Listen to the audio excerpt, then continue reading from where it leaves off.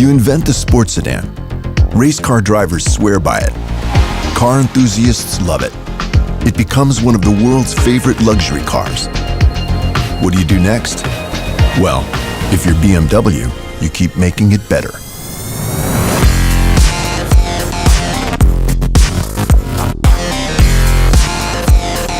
The new BMW 3 Series. Discover driving pleasure. Hi, I'm with Vishwajyoti Ghosh at his studio. Let's talk to him a little bit about his inspiration, his childhood, what he's working on currently. Could you tell us a little bit about your childhood, your inspiration, how you started out, basically?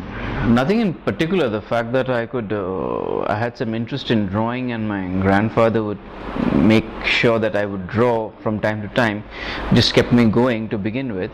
But my interest in graphic novels didn't start really that early, but probably Amar Chitrakatha had a role to play in it, because Amar Chitrakatha had just come into the market when we were like in class 2 or class 1, and this whole fascination of visual storytelling was really fascinating for me, and the colors and the drawings and all of that, and pictures and text together, there's history, there's mythology, all of that put together.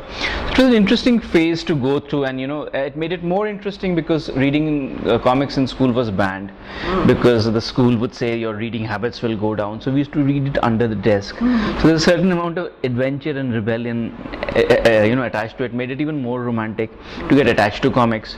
So probably comics became a part of one's life, but not much till later. One really didn't dabble with it as a form or a practice or something, but it's only much later one came to terms with new graphic novels as a form itself, and one thought, wow, this is a great medium to work with. What are you working on currently? Well, it's been a while. I just finished a whole series of collages on sex manuals in Calcutta in the 1930s. So I was a part of this fellowship where I was to work with archives of the Center for Science and Sociological Center and the IFA. What I came through was these whole books of manuals, which were basically meant for young boys and girls of Calcutta in the 1930s.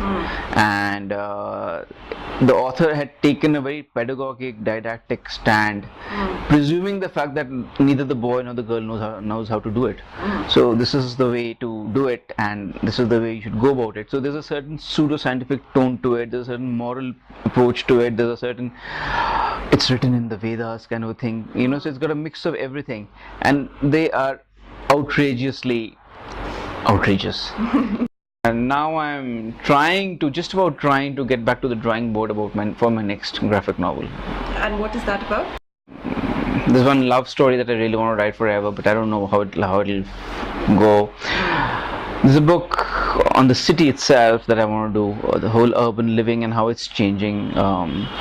And there are a lot of non-fiction stories that I want to put together and bring out a certain graphic narrative around it, because it's interesting to see how the graphic narrative and the process changing by the year thing.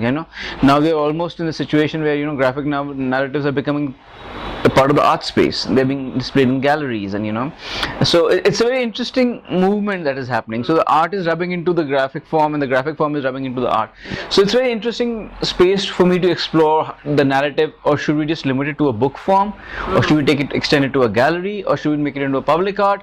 What are the or social media? So what are the extensions it can be? For me, that is a more interesting thing to explore at this point of time.